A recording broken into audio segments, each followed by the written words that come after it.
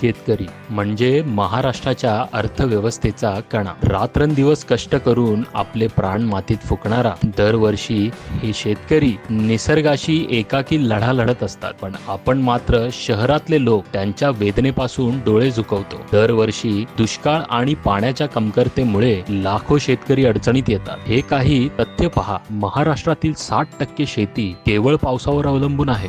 2018 ते 2023 दरम्यान 14,000हून अधिक शेतकऱ्यांनी आत्महत्या केली. यातील काही केसेस दुष्काळाशीही निगडीत आहेत. 80% जास्त दुष्काळग्रस्त शेतकऱ्यांना वेळेवर नुकसान भरपाईही मिळत नाही. या जागतिक दुष्काळ दिनी केवळ सहानुभूती दाखवू नका, तर कृती करा. पाणी साठवण आणि शाश्वत सिंचनासाठी मदतीचे योगदान द्या. थेट शेतकरी बाजारातून आणि ऑनलाईन प्लॅटफॉर्म वरून खरेदी करा. जनजागृती करा. ही रील शेअर करा. लोकांशी बोला, कारण त्यांचा संघर्ष केवळ दुष्काळाशी नाही तर आपल्या उदासीनतेशीही आहे.